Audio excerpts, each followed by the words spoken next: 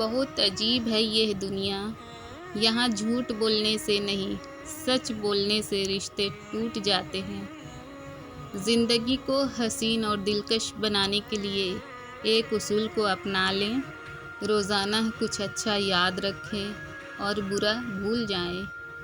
زندگی میں کچھ مصیبتیں اور مشکلیں ہمارا امتحان لینے نہیں آتی، بلکہ ہمارے ساتھ منسلک لوگوں کی پہچان کروانے آتی ہیں۔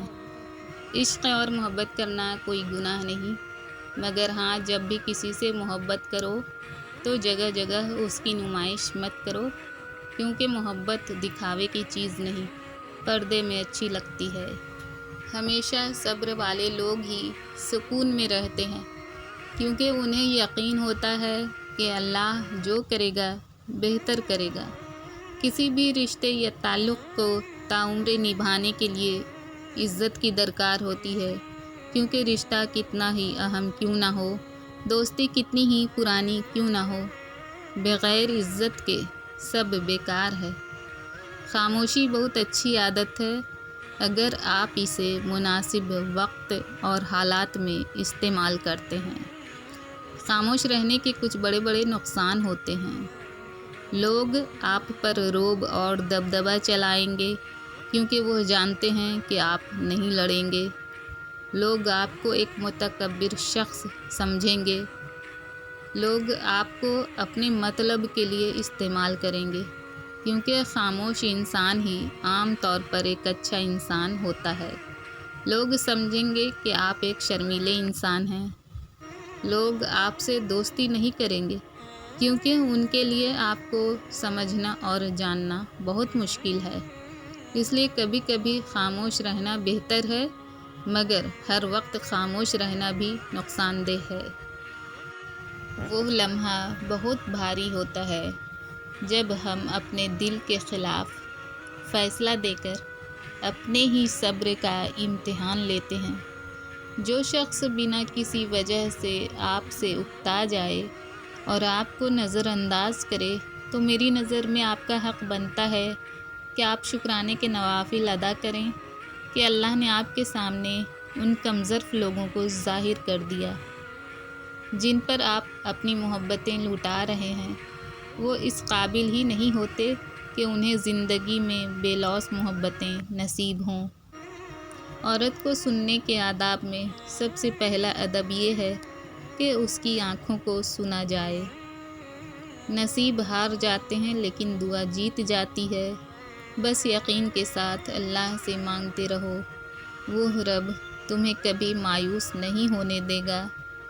جس عورت کے بال لمبے ہوں، ایسی عورت خود کے لیے اور شوہر کے لیے خوش قسمت ہوتی ہے۔ جس عورت کی گردن لمبی ہوتی ہے، ایسی عورت خدا ترس اور نیک فطرت کی مالک ہوتی ہے۔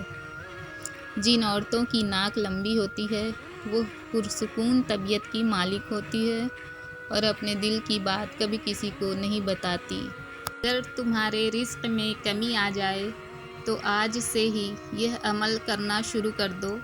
جب گھر میں داخل ہو تو سب سے پہلے سلام کرو اور 3 بار سورہ اخلاص پڑھ لیا کرو، اور اگر گھر میں کوئی موجود نہ ہو تو ایک بار نبی کریم صلی اللہ علیہ وآلہ وسلم پر درود پڑھ لیا کرو۔ اس عمل کو کرتے ہی تمہارے گھر میں اللہ کی رحمتیں آنا شروع ہو جائیں گی۔ جب تک انسان ٹوٹتا نہیں، اس میں عاجزی نہیں آتی۔ دل میں نور بھی تبھی آتا ہے جب وہ ٹوٹتا ہے۔ جب انسان ٹھکرایا جاتا ہے، تبھی وہ اپنے رب کی طرف متوجہ ہوتا ہے۔ اور بہت خوش نصیب ہوتے ہیں وہ لوگ جو ٹوٹ کر اپنے رب سے جڑ جاتے ہیں اور ان کے دلوں کو اللہ اپنی محبت عطا کر دیتا ہے، پھر وہ دنیا سے بے نیاز ہو جاتا ہے۔ انسان غیروں سے ملی عزت اور اپنوں سے ملی ذلت کبھی نہیں بھولتا۔ بہترین وقت وہ ہے جب بدترین لوگ بے نقاب ہو جائیں۔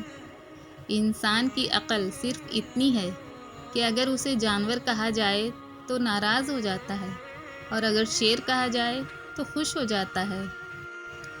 اگر تمہارے ذہن سے کسی شخص کا خیال نہیں نکل رہا تو اس کا مطلب ہے کہ اسے اپنی دعاؤں میں یاد رکھو۔ جو حد سے زیادہ محبت کرتا ہے وہ حد سے زیادہ نفرت بھی کر سکتا ہے، کیونکہ شیشہ جب ٹوٹتا ہے تو وہ ایک خطرناک ہتھیار بھی بن جاتا ہے۔ پرندہ جب اڑنے کی ٹھان لیتا ہے تو ہوا کو راستہ دینا ہی پڑتا ہے۔ علم یہ ہے کہ تمہیں معلوم ہو کہ کیا کہنا ہے، اور حکمت یہ ہے کہ تمہیں معلوم ہو کب کہنا ہے۔ اتنا جھوٹ مت بولو کہ لوگوں کو تمہارے سچ سے ہی اعتبار اٹھ جائے۔ اللہ جب کسی بندے سے ناراض ہوتا ہے تو اسے پاکیزہ لوگوں کی عیب جوئی میں مشغول کر دیتا ہے۔ اپنی ضروریات پوری کرنے کے لیے دوسروں کی طرف مت دیکھو۔ جس نے تمہیں پیدا کیا ہے وہ تمہاری ضرورت بھی پوری کر دے گا۔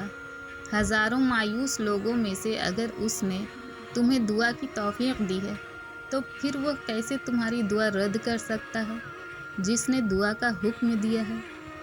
اگر دل کا سکون چاہتے ہو تو یہ اللہ اور اس کے رسول کے ذکر کے سوا تمہیں کہیں نہیں ملے گا۔